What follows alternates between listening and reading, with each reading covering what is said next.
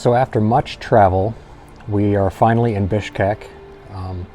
Abby hasn't gotten any sleep the whole time we've been traveling. She doesn't sleep well in planes, and neither do I for that matter. But we made it, and the flights were all full, so they were really packed. It was really uncomfortable, to be quite honest, but we made it. We didn't have any big delays or anything like that.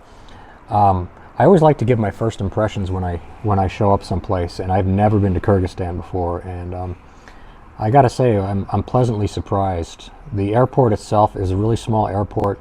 I had no problems getting through customs whatsoever. They pretty much just looked at me, stamped my passport, and sent me on my way. And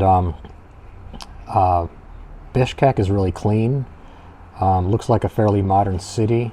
The streets are tree lined, and you know, it was really cool flying in here because the sun wasn't quite up yet, but the Tian Shan mountains were just illuminated just a little bit. You know, these mountains that go up to like 22,000 feet high, and so it was pretty amazing to fly over those as we were coming in. I mean, this country is just gorgeous just from the little bit I've seen so far. You know, every country has a smell of its own too, which is kind of funny. I mean, you wouldn't think of that, but like when I fly into Kenya, it smells like wood smoke and diesel. When I fly into Ethiopia, it smells just like that, except with spices on top of it.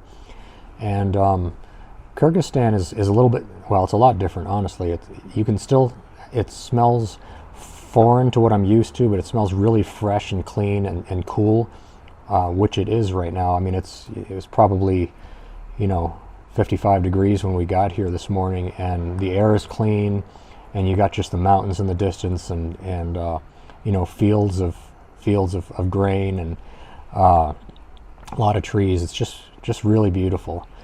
So our tour really starts in earnest probably tomorrow. We're going to go do a light tour later on today, but my first impressions are really good here. I think this is going to be a great trip. Abby is really tired, but she's excited, and I'll probably put her on in a little bit, and once she's rested, so she can give her first impressions of things, should she want to do that. So we'll follow up with you in a little bit.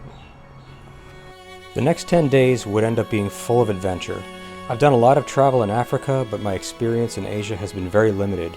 I'm really glad I got to take my daughter along and see the excitement in her eyes as she experienced things that were new to both of us. I found Kyrgyzstan, if not culturally at least, to be one of the most diverse countries geographically, on par with Ethiopia. We saw everything from high mountains to deserts to huge alpine lakes to forests and farmlands, all within the span of just a few hundred kilometers. The food was nearly all very enjoyable, with a mixture of influences ranging from Middle Eastern to Russian to Chinese, as this was part of the Silk Road and also the Russian conquest of the early 20th century. I found the people to be very welcoming, and at no point did we feel unsafe. I have a few videos already out about our trip, and I'll be putting out more as I get them edited, so I hope you'll join us in the future and experience our trip through my lens. And if you like this subject, please subscribe and catch us on our next adventures, whether it's in Asia, Africa, or back in the United States. Thanks so much for watching.